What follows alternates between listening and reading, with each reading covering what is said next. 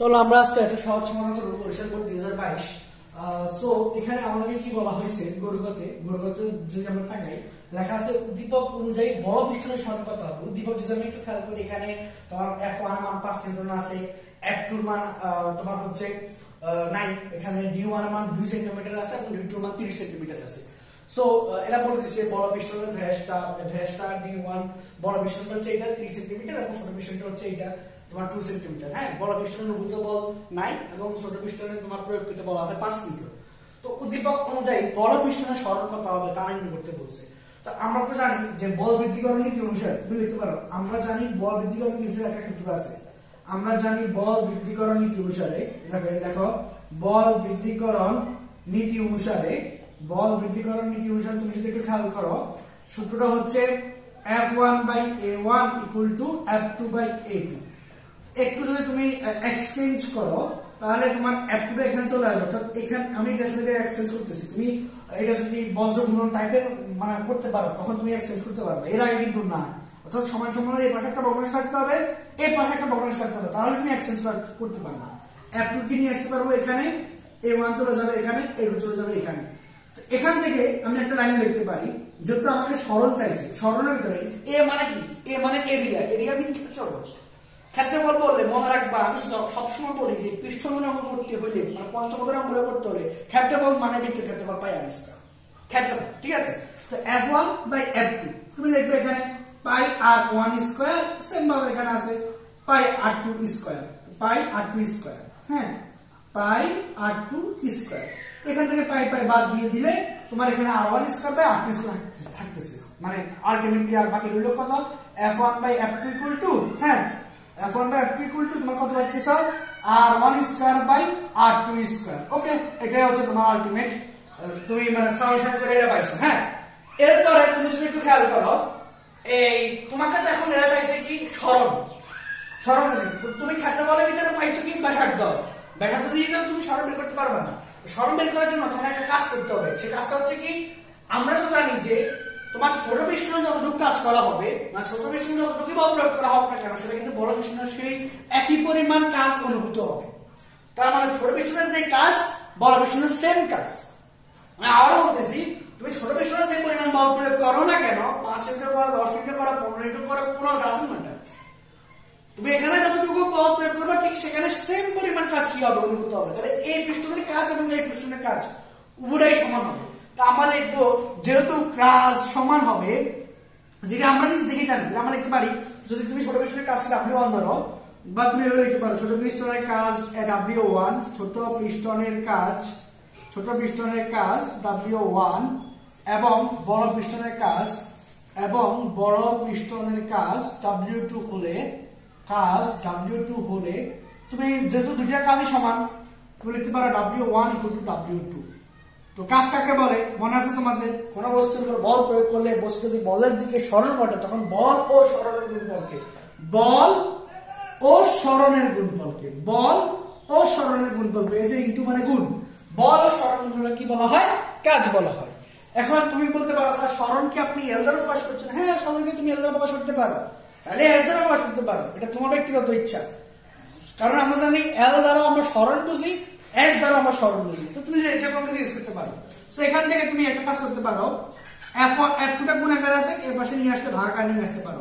এখানে already L2 আছে, L1 এখানে গুণ আকার আছে, তুমি চাইলে এর পাশে কি নিয়ে আসতে পারো, ভাগাকার নিয়ে আসতে পারো।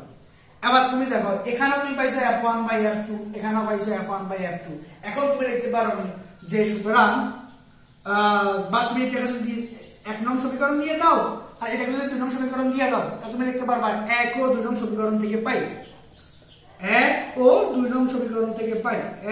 2 নং সমীকরণ হতে পাই কি পাচ্ছ তুমি, মতো জায়গা হচ্ছে কি পাচ্ছ, এই যে এটা সমান, তার মানে তোমার r1 square by r2 square = L2/L1।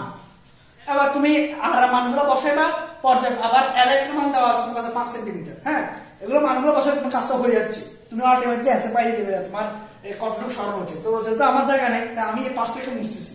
হ্যাঁ, মানে এটা এখান থেকে টাইনে আনি, প্রথমে এখান থেকে লিখবা, লিখে এখানে যাইবা, তারপর এখান থেকে না এখানে আবার যাবে, ঠিক আছে। আমি এটা মুছতেছি, কেমন। আমাদের বোঝানো শুরু হয়েছে জায়গা হচ্ছে শর্ট আমাদের। তো এখন আমি এখান থেকে যদি টেনে নিয়ে আসি, তুমি প্রশ্ন থাকতেছে যে তোমার R1 এর মান কত, R2 এর মান কত, এটাও তোমার কিন্তু সরানো নাই। R1 এর মান কত তুমি এখানে দাগ টানো, তোমার কাছে দেওয়া আছে V1, V1 মানে ব্যাস, মনে রাখবে V1 মানে ব্যাস, ব্যাসের অর্ধেককে ব্যাসার্ধ বলে। তুমি এখান থেকে R1 বের করে ফেলো, অর্ধেক করো, অর্ধেক করলে কত পাচ্ছ, মাত্র 1 সেন্টিমিটার পাচ্ছ ব্যাসার্ধ ছোট পিস্টনে। আর বড় পিস্টনটা যদি বড় পিস্টন ব্যাস তাহলে তোমার 30 সেন্টিমিটার, 30 সেন্টিমিটার হলে তোমার R2, তো এটাকে অর্ধেক করবা, অর্ধেক করলে কত পাচ্ছ 15 সেন্টিমিটার। এটা হচ্ছে বড় পিস্টন তোমার কি ব্যাসার্ধ। তাহলে তুমি ultimately R1 square by R2 square মান তুমি পাই গেছো। এখন আসো L2 মান, তোমার এখানে কিন্তু L1 মান দেওয়া আছে 5 সেন্টিমিটার, L1 5 সেন্টিমিটার তোমার এখানে দেওয়া আছে। আর তুমি প্রথমে আমি সমীকরণটা আবার এখানে দেখলাম, যেহেতু আমাদের ওইখান থেকে এখানে আসছি তো বুঝার সুবিধার্থে, তো এখানে আমার 1 এর উপর হোল স্কয়ার, আর এখানে আমার R2 মান কত, R2 মান পাইছি 15, 15 এর উপর হোল স্কয়ার। হ্যাঁ, আর এখানে L2 মান কত পাইছি, L2 মান তো জানি না, বাকি চাই দিছি, L1 এর মান পাইছি 5, তো 1 উপর স্কয়ার মানে ঘুরে ফিরে 1, আর 15 উপর স্কয়ার মানে কত, মেবি 225। তারপর আমি চেক করে দেখি, 15 গুণ 15 করে দেখি, হ্যাঁ 225, ঠিক আছে। ওকে, তাহলে এখন আমরা 225 করলাম, আর এখানে আছে L2 বাই 5। এটা কাজ করে, এটা ভাগ আসতে পারে, নিয়ে এসে গুণাকার করে ফেলো, তাহলে আমাদের আলটিমেট একসাথে আমরা বের করে ফেলতে পারবো।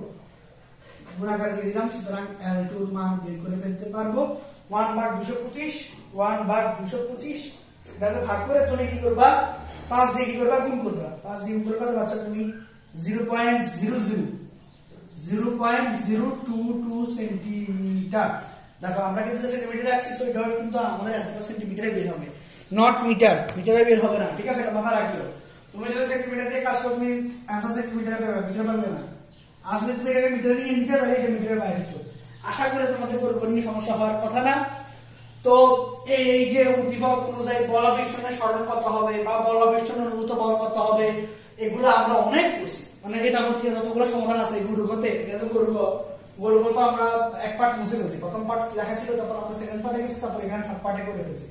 সো এই যাবতীয় আমরা অনেক সমাধান করছি। এবার আমরা যাবো গোনার গতে। হ্যাঁ, তো গোনার গটা বুঝে নাও, গোনার গটা খুব ইজি আছে, চলো আমরা করে সমাধান করলে দেখতে পারবা যে তোমরা আমি আমার কাজে কথা মিল আছে কিনা, দেখো সহজ আছে কিনা, তোমরা করলে বুঝতে পারবা। তোমরা বলো, তোমরা হয়তো বলতে পারো, আমি দেখলাম একটা কমেন্ট সেকশনে মানে রিপ্লাই আসতেছে যে স্যার আপনি তো বলেন সবগুলো প্রশ্ন কি সহজ।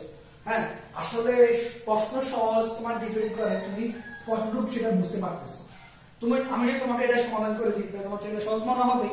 এখন আমি এটা করে দিলাম, তার মানে তুমি এটাই পারবা, এই যাবতীয় বাকিগুলা অন্যগুলা একটু ঘুরে দিয়ে তুমি পারবা না, সেটা তৈরি না, এটা সৃজনশীল দক্ষতা তোমার তৈরি হবে না। হ্যাঁ, তোমাদের কাজ হচ্ছে আমরা সাররা যেগুলো করাই দিই এগুলো আগে তুমি পারতে হবে। এবার তুমি বলো সেটা যদি তোমার নিয়ম মুখস্থ করার প্রয়োজন বোধ মনে করো, নিয়ম মুখস্থ বলতে আমরা আসলে অনেকে বলে না অঙ্ক মুখস্থ করার জিনিস না, অঙ্ক মুখস্থ করার জিনিস না, অঙ্ক আসলে মুখস্থ করার জিনিস না। বাট তুমি যখন এটা আলটিমেটলি পারবার করবা, এই যে F1/A1 মানে এই প্রসেসটা, F1/A1 = F2/A2, এখান থেকে তুমি আলটিমেটলি কি পাচ্ছ, পাই আর স্কয়ার পাচ্ছ। তুমি যদি এটাকে পাই আর স্কয়ার, তোমার কাছে দেওয়া আছে D1 D2 মান, এখন তুমি D1 D2 মানকে তুমি যদি ভাগ করো, তুমি R1 R2 মান পাইবা। হ্যাঁ, তো এখন তাহলে আমরা কি করবো, আমাদের কাছে চাইছে সরণ, আমাদের কাছে R1 R2 মানও চাই না, কি সরণ, বা F2 মানও চাই না, সরণ। সরণ জন্য কি করতে হবে, আমরা জানি কাজ W1 = W2, কারণ এখানে যে কাজ এখানে সেম কাজ হবে, কাজ সমান হবে। হ্যাঁ, তো এই যে এইগুলো এই প্রসেসগুলোতে আমরা একটা সময় করতে করতে আমাদের মুখস্থ হয়ে যায়। তাহলে তোমাদের আর অনেকে বলো মুখস্থ করা হয় না বা করা উচিত না, অঙ্ক তুমি করতে করতে অটোমেটিক তোমার নিয়মটাকে তোমাকে চর্চা রাখতে হবে। এটা অটোমেটিক্যালি নিয়ম প্রসেস সবারই মুখস্থ হয়ে যায়, নিয়মের প্রসেসটা সবারই মুখস্থ হয়ে যায়। আর সবসময় চেষ্টা করবে নিজে একটা অঙ্ক সমাধান করার জন্য, এটার মধ্যে সবচেয়ে বড় আত্মতৃপ্তি আছে।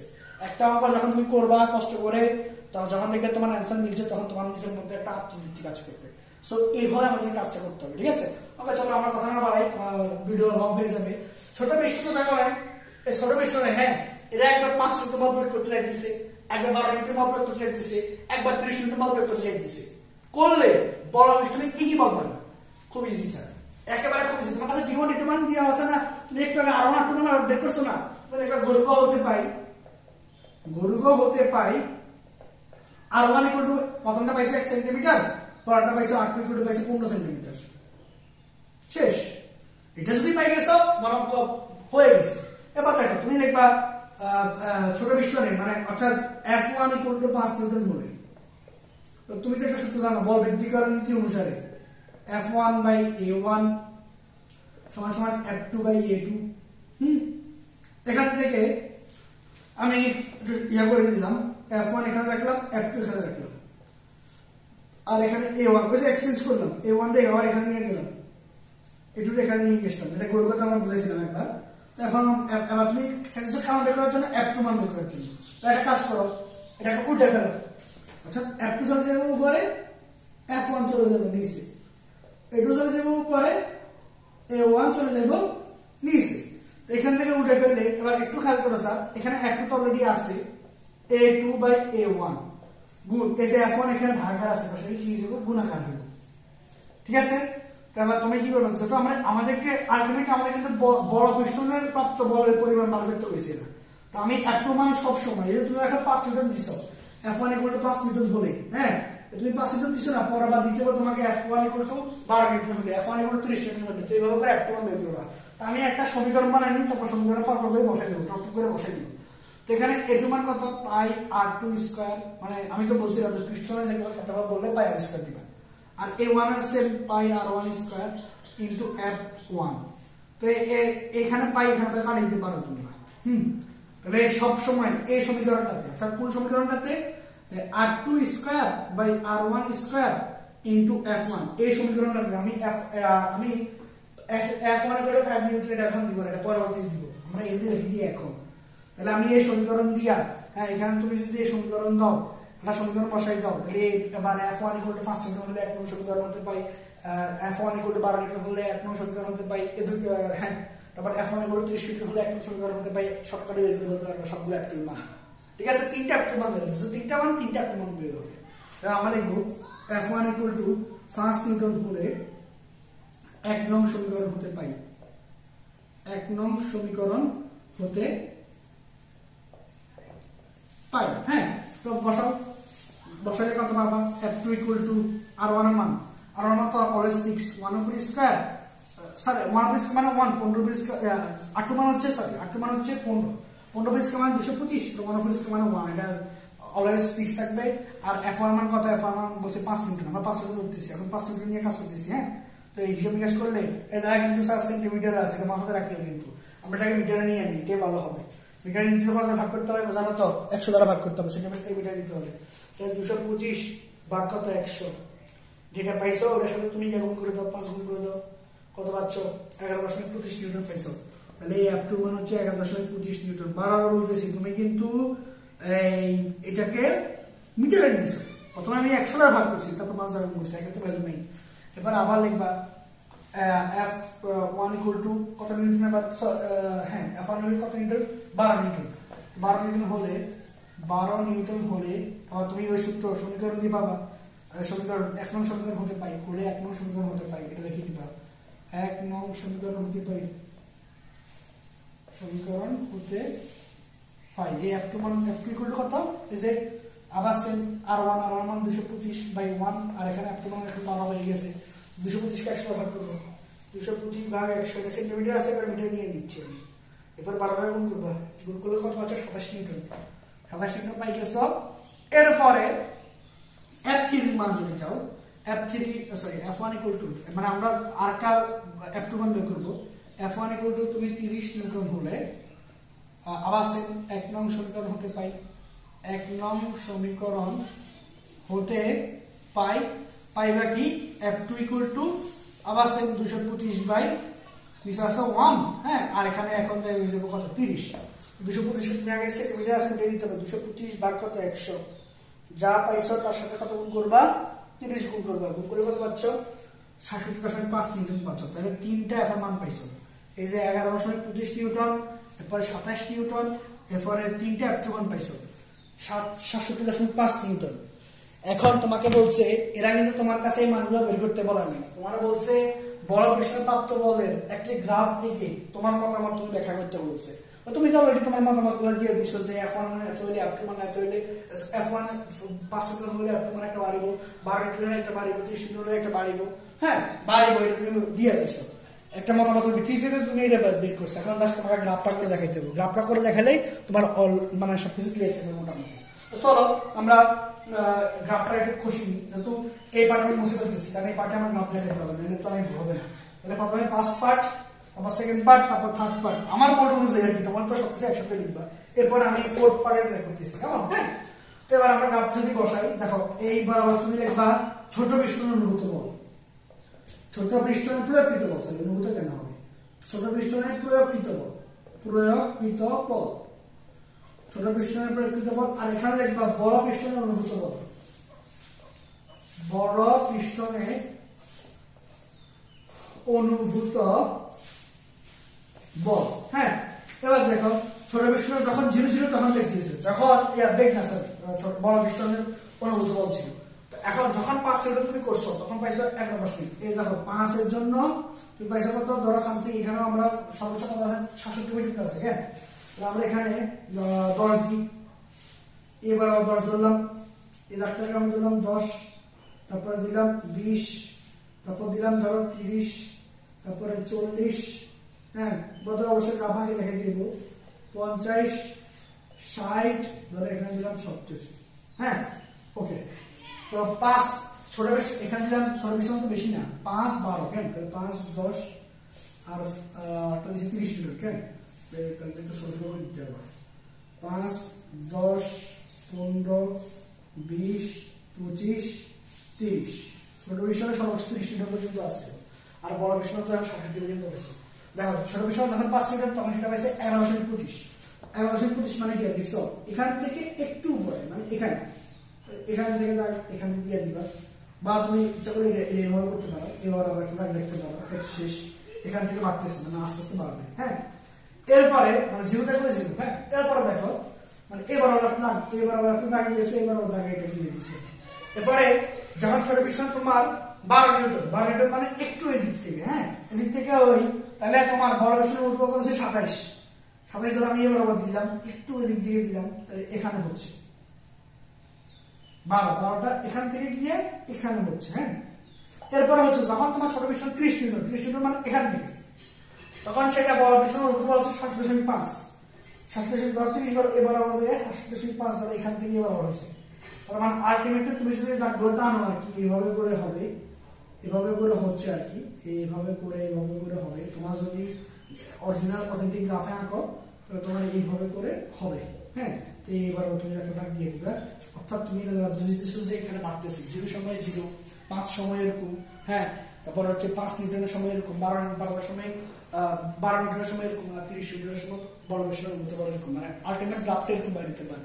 ঠিক আছে, তো আশা করতেছি আমরা তোমরা এটা বুঝতে পারছো।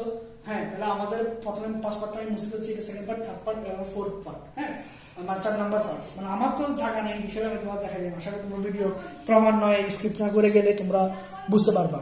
তো আশা করি এটা কোনো সমস্যা নেই। এরকম একটা সেম সৃজনশীল আমরা পরবর্তী বোর্ডে দেখছিলাম, তারপর আমি বোর্ডে প্রশ্নটা উঠেছে আমাদেরকে বুঝাই দিব। আশা করি তোমরা এটা বুঝতে পারছো। আর অবশ্যই তোমরা এটা, আমি তো আমার তো গ্রাফ বোর্ডে দেখানো সম্ভব না, আমি এটা এভাবে হাতের অঙ্কনে করছি, তোমরা এটাকে অবশ্যই অথেন্টিক গ্রাফে করতে হবে। ঠিক আছে, নাহলে কিন্তু হবে না, আমার মতো দিলে হবে না পরীক্ষাতে।